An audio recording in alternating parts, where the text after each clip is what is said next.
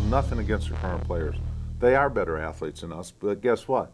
They didn't have to eat at McDonald's for lunch.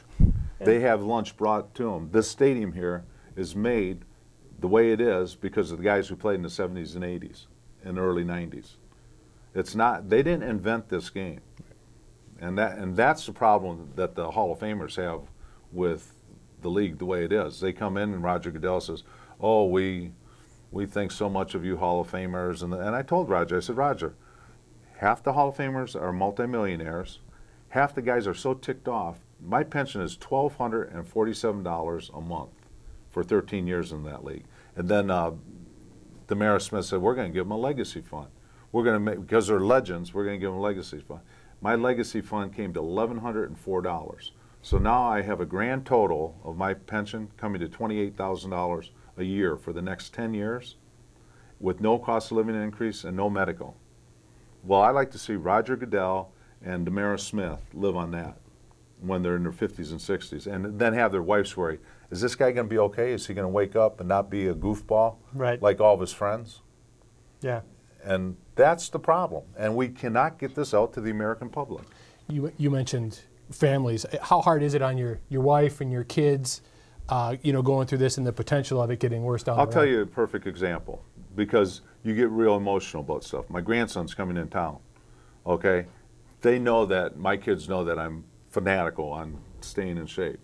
And, you know, my son says, don't say anything to Cole if he's not in quite the shape you think 11-year-old boy should be in. What kid would call their father and tell him that? Right. I go, Todd, come on, man, I know that. He goes, yeah, but I know how you get. Don't work them out. Don't do anything. It's a funny thing, but what kids would call their father and tell them that? I'm 61. Right. You know, I got a brain, but they know how you get, because you do things like trigger, and it's crazy. It might, like, you lose your keys and all of a sudden you think, dang, I lost them again, or I did this. Then it's always questioned, is this the time he's going to slip? Is this what's happening? And that's what happens to former players, and they all tell you the same thing. They go, God, I got to the end of the street and I didn't know what I was doing here and where to turn, why I was even here. And I put two of my best friends in the grave, Mike Webster and Coach Ringo. And I said Coach Ringo's eulogy. And he died from dementia. So it's not just the symptoms you're experiencing, it's the fear of the symptoms that what's coming down the road. What's coming down the road. And here's what they'll say, hey, how's Joe doing? They'll say to my wife, who's known me our whole life. At this point, he's doing good. So she has the same fear. She has the same fear, exactly, because she sees her friends, what's happening. Then every year you go back to Hall of Fame, 2, 3, 4 guys die. 2, 3, 4 guys, yeah, man, you have their wife following him around in the hall because he can't travel alone anymore. That's reality. That's what's going to happen to us, unless, by the grace of God, you know, we're all going to die. Nobody's getting out of here alive, I know that. But you don't want to have a burden on your family, especially with no medical how we have it. Right. One last question for you. I've got a 9-year-old son. For the past 2 summers, I've let him play flag football, go to flag football camp. What's your advice to me when he comes to me this summer and says, you know, I've aged out of flag football, Daddy, I want to sign up for regular football? He'll be 10. What would your advice to me be?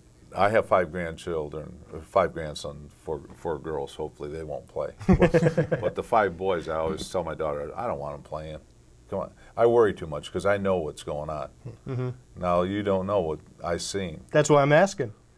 I'd be very hesitant, very hesitant, until they clean this whole thing up. And there's ways, it's getting better all the time. And they'll come up with something to make it even more safe. The best one would, and then we'd see how many kids want to play with no face mask. Then you say, well, I can't hear you because my nose is over here. But you know, really, that to me would clean it up immediately. Leather helmets and no face masks? No leather helmets. You got great helmets. They're great protection. But take the face mask off. Then you're going to quit putting your face in there. And you're going to put, your head's going to slide to the side. You're going to hit the ball instead of somebody's chest. And I think that would do it. All right. Well, For Joe Delamielleure and Matt Crossman, I'm Stephen Levine. Joe, thanks again for taking the time to come in. Great to have you. I kind of get passionate about this and didn't let me ask enough questions, but I've asked he was great already. Yeah, you can only take so much Matt Crossman. There you go. Let's be honest. But it's been great, and thank you for giving us exposure. Absolutely. Thanks for watching.